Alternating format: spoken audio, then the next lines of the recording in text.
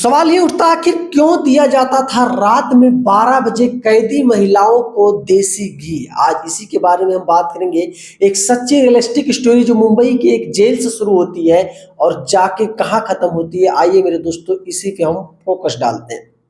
बबीता नाम की एक लड़की जो एक मुंबई के बगल से ही शहर से कुछ दूर पर उसका छोटा सा गाँव था।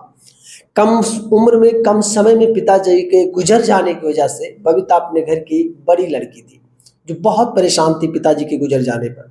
पढ़ने लिखने में बबीता बहुत ही अच्छी थी, बहुत ही अच्छी थी।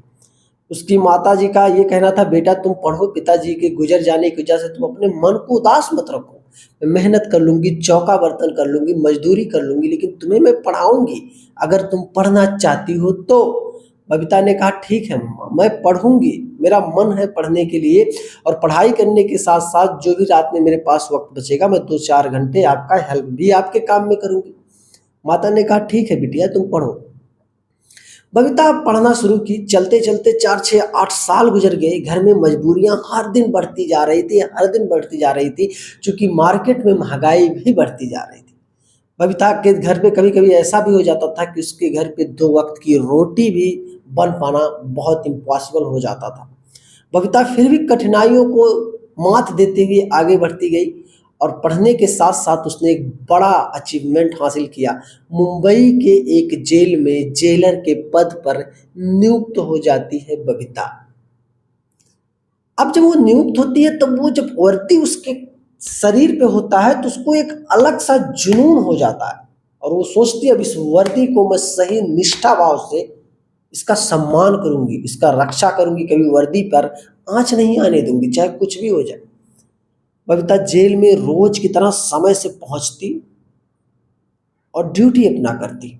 जो भी लोग कैदियों से मिलने आते उनके बारे में अच्छे से जांच पड़ताल जो भी कुछ होता सब जो रूल रेगुलेशंस के हिसाब से वो सब कुछ करती। काफी दिन गुजरते गए उसकी ड्यूटी के बाद। फिर बबीता ने एक दिन नोटिस किया कि ज्यादातर कुछ लोग ऐसे आते हैं जो कैदियों से मिलने आते हैं, वो डब्बे में देसी घी क्यों लेकर आते हैं। एक हो दो हो तो अवॉइड करे, लेकिन काफी गारे 4-6-8 लोगों को देखती थी हर दूसरे दिन हर तीसरे दिन एक डब्बा देसी घी कैदियों से मिलने के बहाने रोज लोग लेके आते हैं। आखिर क्या मामला है। बबीता ने इसको धीरे धीरे अपने दिमाग और दिल और जहन में बैठा लिया कि आखिर चल क्या रहा है इस जेल में, आखिर चल क्या रहा है, देसी घी क्यों आ रहा है। बबीता ने एक कैदी को अपना पर्सनल असिस्टेंट बना लिया, मतलब कि मुखबिर जिसे आप कह सकते हो। उसको अच्छे से खिलाती पिलाती, उसको खूब मानती। तो वो कैदी ऐसा लगने लगा उस महिला कैदी को कि ये जेलर बहुत अच्छी है, मुझे बहुत पसंद करती है और मुझे बहुत चाहती है। धीरे धीरे बबीता ने उस महिला कैदी से कहा, अच्छा एक बात तुम बताओ, किसी से कहना मत, मेरे मन में एक चीज चलता है कि काफी सारे लोगों को मैं देखती हूँ कि देसी घी लेके आते हैं, आखिर क्या चल रहा है, जेल के अंदर कुछ और भी चल रहा है क्या। तो उस महिला कैदी ने अपनी जुबान को लड़खड़ाते हुए कहा, मैडम मैं क्या बताऊँ आपसे, मुझे बताते हुए बड़ा अजीब लग रहा है। उसने कहा नहीं। बबीता ने कहा अरे तुम बताओ, खुल के बताओ, तुम्हें किससे डर है। उसने कहा मैम इसके पीछे बहुत सारे लोग हैं, आप इसके बारे में ना जानो तो ठीक है, आप ड्यूटी करो, कुछ दिन के बाद आप यहाँ से अपना ट्रांसफ़र करवा लेना, ठीक जो चल रहा है यहाँ चलने दो। मैं नहीं बता सकती, मैं अभी बता दूंगी तो कल को मैं रहूँ या ना रहूँ ये भी हो सकता है। अब ये चीजें सुनने के बाद बबीता के मन में एक अजीब सा चलने लगा कि भाई अगर ये लड़की ऐसा कह रही है तो इसके मतलब जेल के और भी कर्मचारी और भी सदस्य मिले हुए हैं, कुछ बड़ा चलता है जेल में।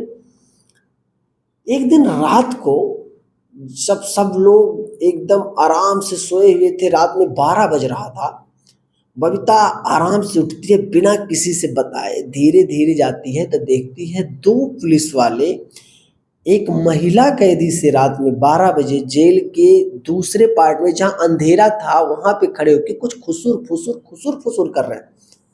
बबीता दबे पांव जाती है, लेकिन वो 2 पुलिस वालों को एक आहट सा लग जाता है कि कोई तो आ रहा है, कोई तो आ रहा है, एक आहट लग जाती है और वो वहां से खसक जाते हैं और वो महिला जिससे वो बात कर रहे थे खुसुर फुसुर, महिला कैदी, वो जाके अपने जगह पे आराम से सो जाती है। बबीता धीरे धीरे राउंड करके आती है, देखती है सब लोग एकदम पूरा नॉर्मल है, सब कुछ ठीक। तो बबीता को ये लगने लगा कहीं ऐसा तो नहीं मेरा वहम था। फिर बबीता ने सोचा नहीं, मैंने जो देखा वो सच था, लेकिन उसको छुपाया जा रहा है कि बहुत सारे लोग इसके पीछे हैं। बबीता फिर 2-4 दिन एकदम शांत रहती है, बिल्कुल किसी को नहीं भनक लगने देती है कुछ भी। एक दिन बबीता क्या करती है, रात में जैसे 12-1 बजते हैं, वो पूरा सेटिंग 4 दिन के अंदर पूरा सेटलमेंट पूरा सेटिंग करके रखती है। और उसके बाद वो जाती है फिर दबे पाँव और देखती है, फिर हल्का हल्का खुसुर फुसुर का आवाज़ आ रहा है और 2-3 महिला कैदी एक अंधेरे से कमरे की तरफ, रोशनी हल्का हल्का जल रहा है, वहाँ पे 2-3 पुलिस वाले और महिला पुलिस वहाँ पे तैनात थी और वो 2-3 महिला वहाँ पे कुछ कर रही थी। अब ये जब पहुँचती है बबीता, तब देखती है तो जब नंगे हाथ इन लोगों को पकड़ लेती है, तो उसने जो वहाँ पे देखा वो सच में हैरान कर देने वाली चीज़ थी। 3-4 जो महिला कैदी थी उनको उम्र कैद की सज़ा हो चुकी थी और वो जेल से फरार होना चाहती थी। एक मोटा रकम वो 4-5 पुलिस वालों को दे रखी थी ताकि उनको जेल से बाहर करने में काफ़ी ज़्यादा मदद मिले। और वो 3-4 महिला जो कैदी थी वो वहाँ पे सुरंग खोद रही थी, हर दिन 4 घंटे यही करती थी। और सुरंग खोदना कोई आसान काम नहीं होता, उसके लिए बहुत मेहनत का काम होता है। इसीलिए उन 4-5 महिला कैदियों के लिए उनके लिए बाहर से हर दूसरे तीसरे दिन देसी घी आया करता था, ताकि वो दिन में खाकर अपने आप को स्ट्रांग बना सकें और जेल से भागने में अच्छे से कामयाब हो सकें। अब बबीता जब ये सारी चीज़ें देखती है, तब तक एक पुलिस वाला बबीता के पीछे से सर पे मारता है बहुत तेज़ी से, बबीता वहीं गिर जाती है। उसके बाद बबीता को ही जेल में बंद कर दिया जाता है। जब सुबह में बबीता की आँखें खुलती है तो बबीता ने देखा कि मैं जेल के अंदर हूँ। अब वो रात ही रात में 3-4 पुलिस वाले मिलकर बबीता के ही खिलाफ ऐसा-ऐसा षड्यंत्र रच देते हैं कि उन षड्यंत्र से भी निकल पाना बबीता के लिए बहुत मुश्किल लग रहा था। काफ़ी दिन साफ-सफाई अपना पेशकश करने के बाद बबीता की बातों पर कोई यकीन ही नहीं कर रहा था। बबीता को जब कोर्ट में पेश किया जाता है, बबीता ने अपनी सारी बातें शुरू से लेकर एंड तक जज से बताई कि सच में यही है। जज ने पूर्णतः उस केस को सीबीआई को सौंप दिया। पूरा जांच अच्छे से होता है, तब जाके पूरे का पूरा मामला खुलासा होता है कि सच में ये सच क्या था, बबीता निर्दोष साबित हुई। तो हालांकि दोस्तों, आज की छोटी सी स्टोरी में आपको बहुत कुछ सीखने को मिले होगा। वीडियो पसंद आया तो वीडियो पे लाइक करना और चैनल पे नए हो तो सब्सक्राइब कर लेना। मिलेंगे फिर किसी बेहतरीन कॉन्सेप्ट को लेकर, तब तक के लिए जय हिंद।